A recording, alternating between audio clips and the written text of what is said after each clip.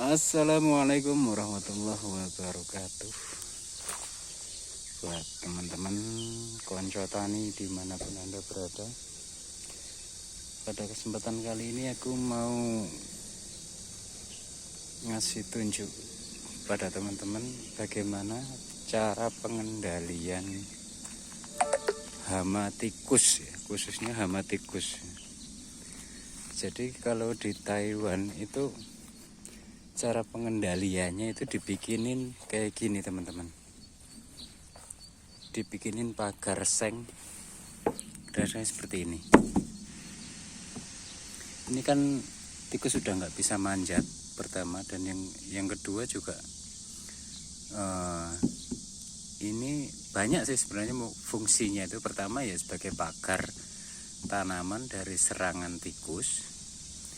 Yang kedua juga istilahnya air di dalam sawah istilahnya itu mudah dikontrol. Alasannya apa? Soalnya kan air itu tidak merembes kemana-mana, kan gitu teman-teman ya. Nah ada sih yang agak tinggian itu ada juga, cuman kebetulan ini yang di samping sawah majikanku. Jadi modelnya kayak gini teman-teman ya. Tapi kalau yang agak tinggi itu biasanya dikasih patok, ntar ditali gitu. Nah untuk perkembangan padi itu kalau di sini ya kira-kira macam ini. Hampir tidak ada yang cacat ya teman-teman.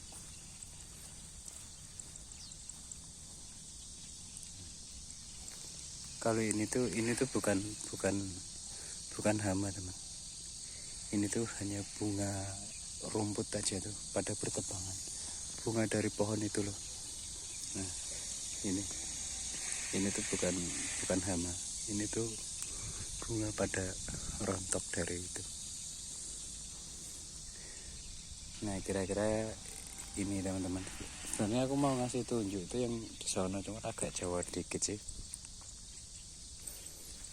Nah jadi kalau misalnya sawahnya tuh dipagar kayak macam ini kan sudah enak cara pengendalian, dan ini bisa satu kali pasang bisa seumur hidup. Nah, ini dipagar keliling teman-teman. Dan kalian juga setiap tahunnya itu, setiap musim tanamnya juga itu kalian nggak perlu tembok galengan. Tembok galengan itu apa cara bahasanya?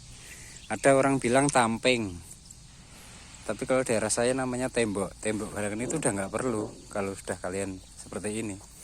Nah tembok sendiri itu kan pertama kan mungkin secara umum kan biar air itu tenang lah, air dalam itu tenang kan gitulah. Sementara kalau dipasang gini kan air itu udah nggak merembes.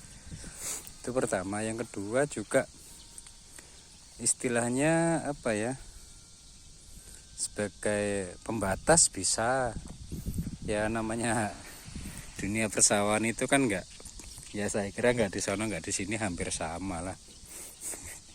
Tapal batas itu kan menjadi itu. Kalau dipasang kayak gini kan udah aman. Ya kira-kira. Nah untuk sawahnya sendiri kan ini, jadi dataran sawah yang sebelah ini sama yang sebelah ini kan masih agak ke bawahan yang sebelah sini. Jadi air pun nggak rembes, dan ini udah biarpun nggak ada galengan. Kalau yang sebelah sini ini kan nggak ada galengannya lah istilahnya itu. Jadi nggak ada masalah. Air pun nggak kemana-mana.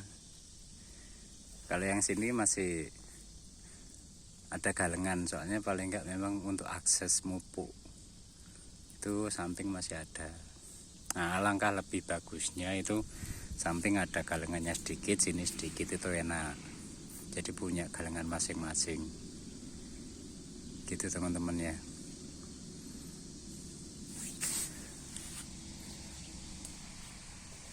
Nah untuk padinya kayak macam ini.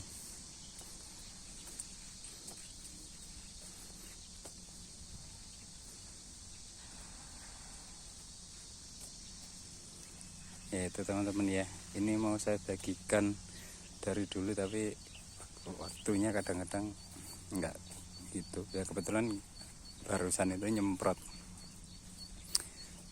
ya, mungkin kalau posisi kayak gini tuh untuk penanggulangan sundep bisa jadi sama potong leher ya, lebih utamanya ke situ.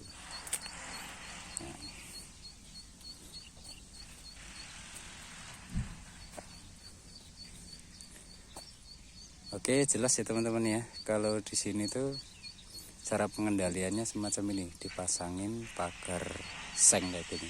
Tapi bisa juga dicoba dengan yang sedikit lebih hemat biaya. Itu kalau di Indonesia pasang aja itu apa? Terpal yang orsit itu loh. Itu kan agak licin kan. Itu bisa, kalau enggak banner bekas. Itu juga bisa. Soalnya di sini saya pernah lihat. Saya bisa ngomong gitu karena pernah lihat itu, yaitu pakai, kalau terpal biasa kemarin ada temenku itu tikus masih bisa manjat kalau terpal biasa itu. Tapi kalau yang terpal orsit itu kayaknya enggak lah, itu kan licin itu. Sama banner itu kan licin, dia enggak punya serat. Kalau terpal itu kan dia punya serat-serat kan, dicakar-cakar dia jadi bisa pakai buat manjat sama tikusnya. Cuman kalau yang lebih ini istilahnya bisa dibilang paten kayak kalau macam ini. Ya kalau sekiranya harganya agak sedikit kemahalan ya kalian bisa berbagi kan dengan tetangga sebelah itu. Oke, kira-kira itu ya teman-teman yang bisa saya bagikan, bagaimana tips mengatasi penanggulangan hama tikus. Kira-kira demikian.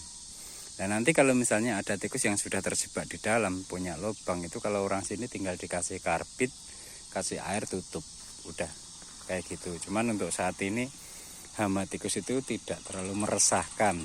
Ya ada 1-2 tapi masih bersifat wajar kalau orang sini. Jadi nggak sampai meresahkan gitu. Oke, sampai di sini dulu teman-teman.